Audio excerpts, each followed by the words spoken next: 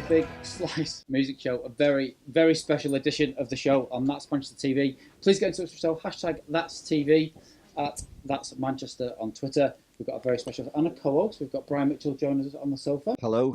And we have Danny Field. Danny Field is a legend. I can't believe he's actually on my side. If you don't know who he is, well, you're probably tuning into the wrong show, to be fair, so I'll turn over now. Danny Field has worked with bands like the Ramones, the Doors, babysat with the Stooges, and the list goes on.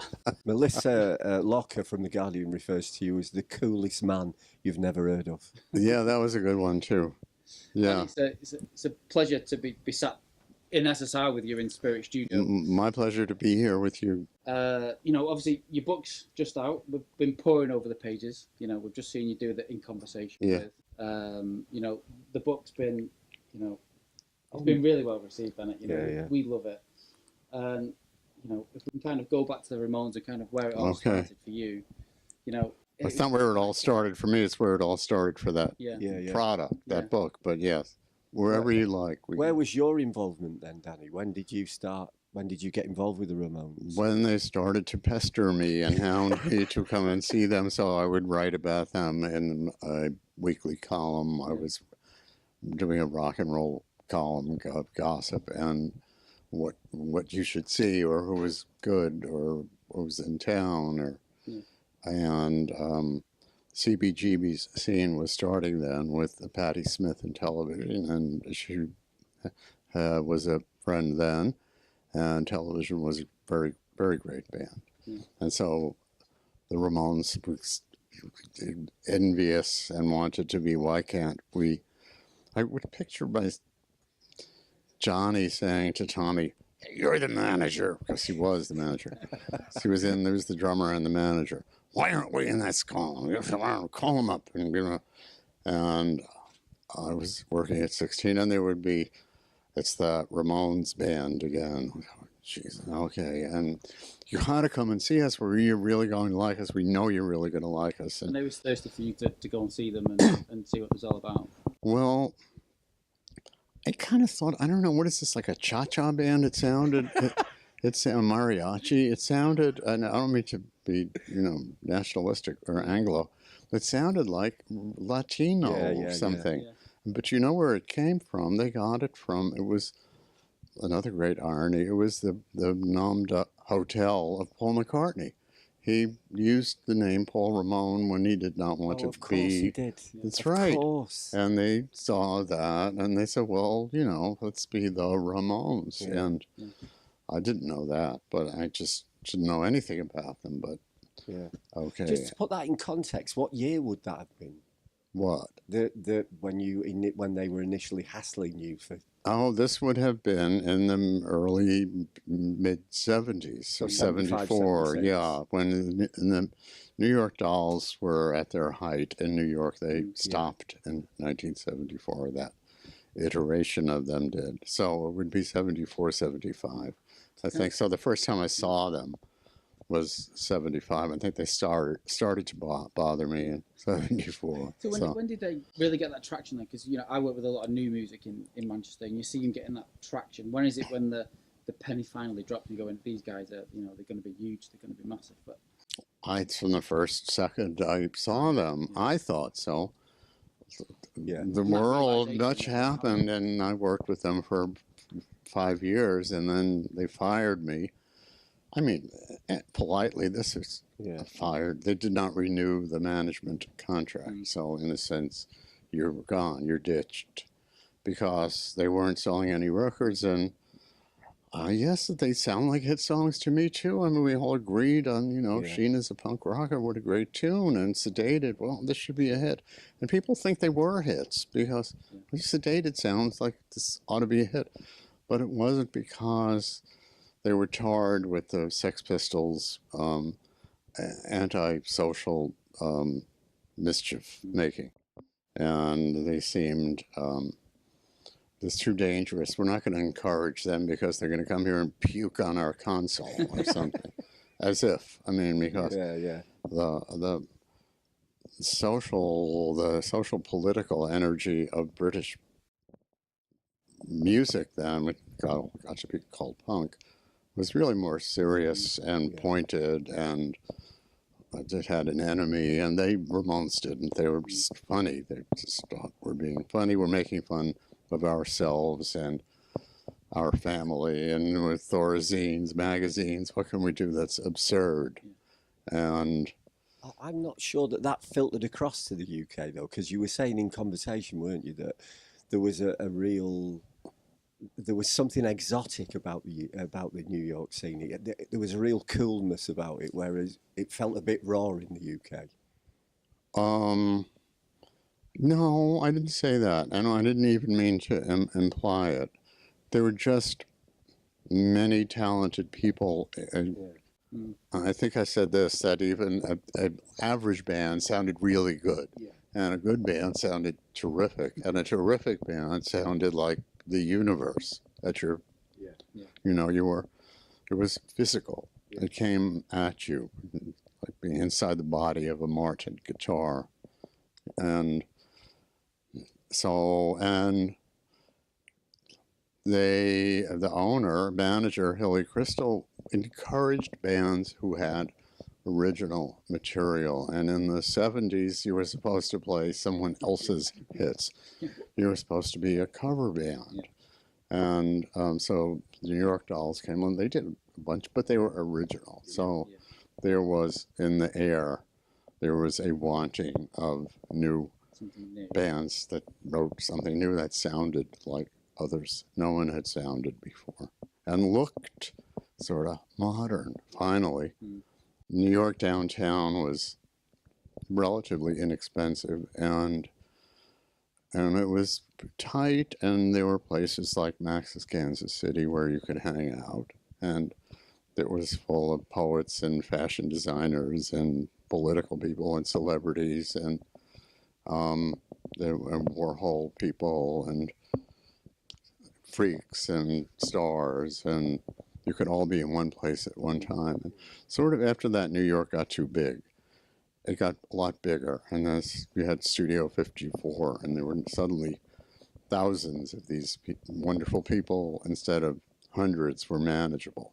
Thousands were, it went over the top and became people standing outside, not being able to get in. And you could get into Max's. And in fact, Patti Smith in her Just Kids has invented the memory of a terrifying dragon woman, Dorothy Dean, who was terrifying, but she did not stand at the entrance to the fabled back room and say you can go in and you can't go. It's not at all. You felt you were kind of invited in, or it was, you wouldn't be there. It wasn't. So Patti would stand there night after night with Robert Mapplethorpe, and we didn't know who they were, but they looked stylish. We weren't sure if they were boys or girls, and it didn't matter. And finally, it's just like, God, this is tiresome. So I stood up one time and I said, yo, you two, come sit down. And they sat down with me and my friend Donald Lyons, and then they were just there. Then they became Patti Smith and Robert Mapplethorpe. It's just like, they've been, oh, how do we get to be among them? It's really simple. Someone says, come on in. Don't you want it to be that way? Always. Yeah. Because you're talking there about sort of outsider culture in its earliest format. It was everyone outsider poets and outsider fashion people and outsider photographers and. What in terms of like the reach then? Because we were discussing earlier. You know, I wake up in the morning. I wake up and look at myself and think I'm Brian Mitchell. You wake up in the morning and you have ushered in this change in terms of alternative culture and people being able to be themselves. So it's not just about music, but there's also a kind of whole philosophy that goes along with that. I would have to ask each one of those people to whom you refer at a time to I'm not testing them. Yeah. You kind of know. Yeah. You know, and to imagine that there had been someone who said you can't go in there unless you're cool. There was no such person. It was, you remembered it that way because you didn't feel, you wanted to be welcome, but you're a little bit true outsider until someone says, hey, come on in. Why are you standing in the doorway staring at us? This is like silly. You come in. We don't bite, and just come and sit down. And it's misremembered, you know, but I could understand why, because you put your own architecture around the situation, and when it comes to remembering it, because there is no memory, there's no history, and there's no truth. So once you accept that, then you can narrate. You can talk about it. It's like that Alice Cooper with the electric chair. It fell out of the closet and hit you on the head. My ass, come on! You bought it from me for $1,000. You know, you're just trying to like, come on. And the interesting bit about that is, who on earth has Warhol stashed in a cupboard that just fall out? Just, what a great story. I went looking for a drumstick or something. And what hit me on the head? An $11 million painting. So kind of coming towards the end of the Ramones, then was that a strained relationship? Kind of, it wasn't renewed, or was you on friendly terms with the guys? You know, that was about. I'm sorry to interrupt. Say that again. Now finish the whole question. This is television. We want the audio. The management, or was it a breakdown in, you know, kind of with the band itself? What road did that take? I think what it took them, we not selling any records. We, you know, when Johnny Ramone's dream was, because we have so many great songs, and we're going to have so many hits, and we're going to sell so many million albums, that we're going to retire after about 2 years with, I think his goal was to have $10 million, which was a lot of money in 1975, and then we'll be able to retire. And it didn't quite work out that way, because they never sold any records, and they looked to change. So, I mean, must tell you how the vote went. Dee Dee and Joey voted to get rid of us, and Johnny voted to stay, so he was outvoted. There was the 3 voting members of the band then, because Tommy had left. So, in my heart, it was Johnny's band. Johnny wanted to stay with me and Linda Stein, my partner, who were managing them. And the other 2 were eager and, why aren't we having hits? Let's just start again. And so they got it. And they still never sold any records, but they became gigantically popular in Latin America and Asia. And then came, Full Spectre was just a terrible match. That was Warner Brothers saying to the Seymour Stein's Sire label, we put a lot of money into this band. We put out 4 albums, you know. What are we going to do? They need a hit. People believe this. We need a hit single, which will then sell the album. This is it's another right. It's like caveman time. And so let's get Phil Spector, because wait a minute, he made hit singles in 1962. This is 1976, you know? He's just he didn't do much for John Lennon or Leonard Cohen, but he was so mythic.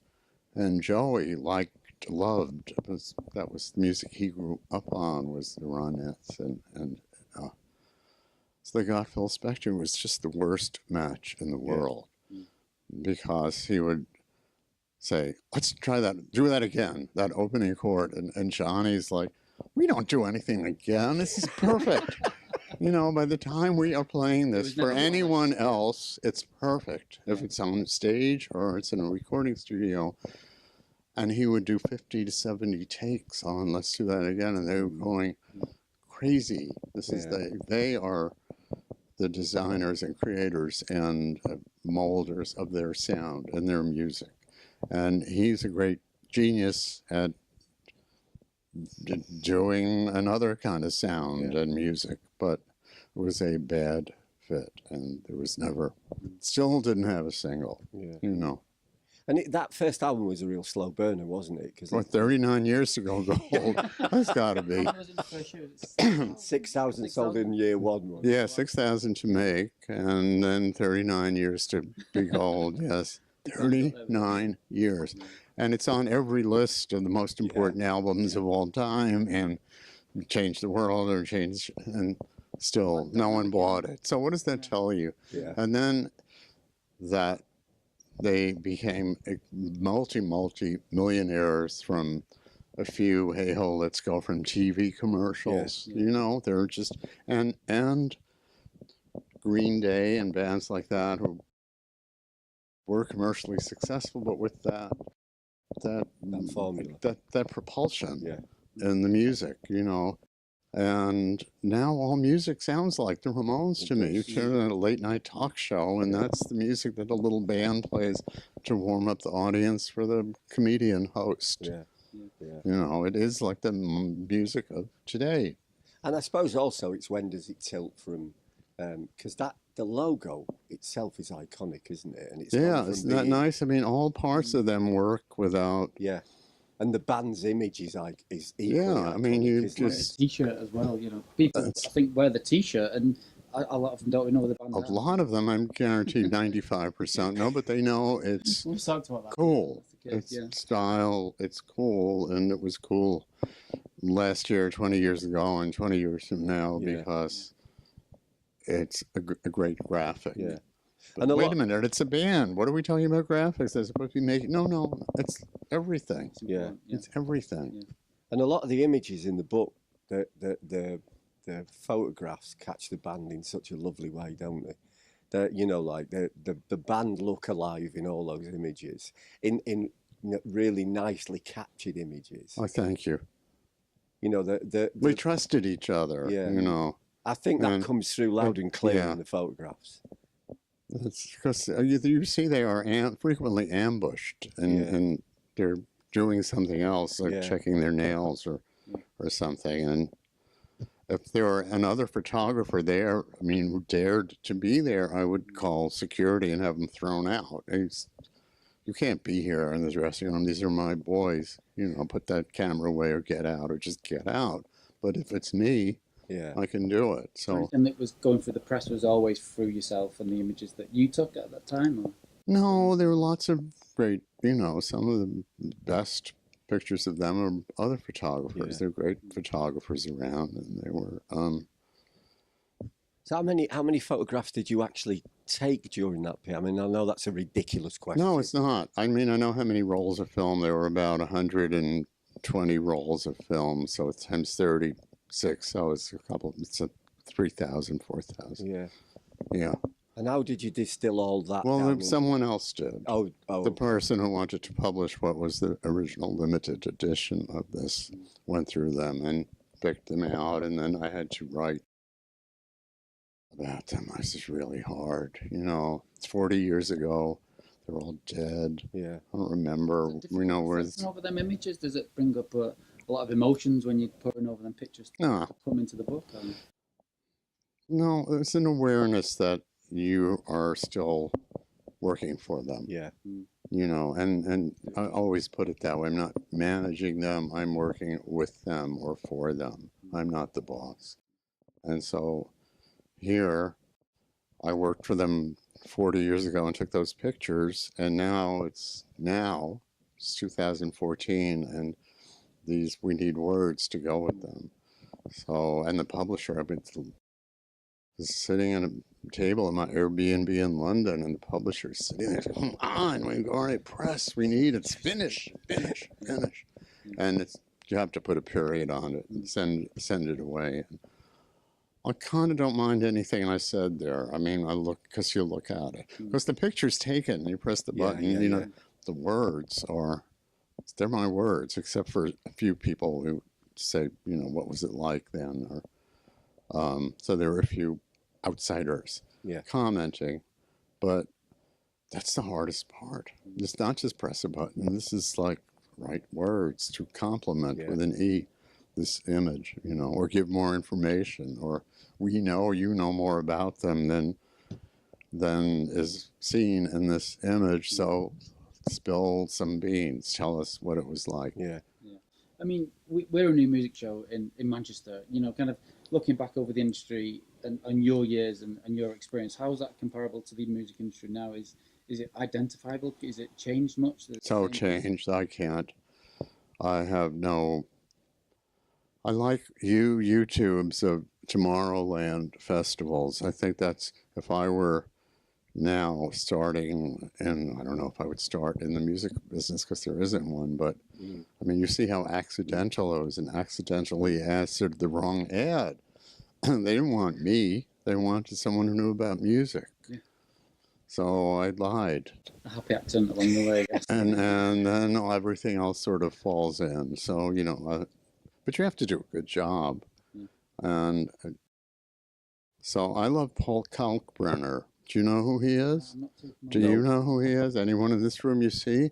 He's just a great genius, a composer, and plays this giant machine, and tens of thousands of kids jump up and down with signs, "We love you, Paul," or "Paul, you're our father." He's German, genius. He's really famous in Germany, but no one has heard of him elsewhere, and he's great. And it's there. His records are great, and seeing, it's almost fascist, with total control, and he's just playing a machine, and he's got all kids loving him. If it's in Brazil or Amsterdam or Tomorrowland, it's a great franchise. So, and it's EDM. It's a dirty word to some people, but I don't think so. I mean, Stromae is great. You know, Avicii, it's great. They're doing good stuff, and Kalkbrenner is great. It's just, I guess his name is too difficult, and he's kind of 40-ish balding guy, but he's very intense. Just look it up, Kalk Brenner, like chalk. Kalkbrenner. I mean, you know, we're quite lucky with our mixture. A lot of the unsigned bands kind of come on our show when we feature in SSI and we film there as well. You know, they're all thirsty, or chomping at the bit for that success. What kind of advice would you give them to kind of? You know, there is a band in London that I saw in Camden 2 years ago called False Heads, a trio, and they were great. And it's just go, it's rock and roll. It's London. It's happening again. They're doing it, and I'm become very close, good friends, and supportive of them. And they know what they're doing, and they will use the word punk about themselves, which is, it's not an imprecation anymore. And in Hamburg last year, a venue had, you know, coming on, you know, April 3rd, April 5th, and each band, one was classic punk, one was neo-punk, one was, you know, Latin punk, but they used the word to describe themselves, to say punk just means modern. Yeah. You know, it means so many things to each and every. What does it mean now? It's it's you're picking not up. going to say you don't need to have, you know, the blue hair and be pierced, and or you can be. It just means we're not. It means we feel okay with us. We're youthful. We're punk is okay. I think it's picking up the theme of the book, isn't it? You've got My Ramones. Well, it's my because exactly. Those were the four, and then Tommy, the drummer, left early in '78. I think the Live at the Rainbow in London was probably the last time of him on record. And then he was replaced by Marky Ramone, and they were no longer My Ramones, because Tommy was the first one I knew. He was their manager. Danny Says was originally Tommy Says. We've got to go, right? And Tommy was still involved with the production of their records, and he invented them. And Johnny invented them, and Arturo, their art director, who made the logo. They were constructed, but if any one piece fell out, except for Johnny and Joey, they were the two essentials, and of course they spent the last years of their lives hating each other because Johnny married Joey's girlfriend. It's serious stuff. And they didn't talk to each other. They didn't speak.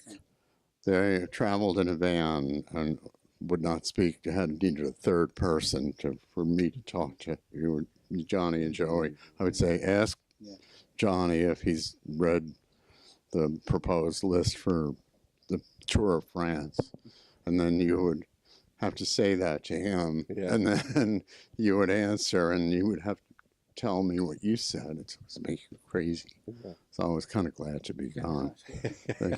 So the book, and where can people get rid of the book if they're interested in getting their hands on it? Well, it should be, look it up on the internet and see where it is. And of course, I hope at booksellers, but I don't know.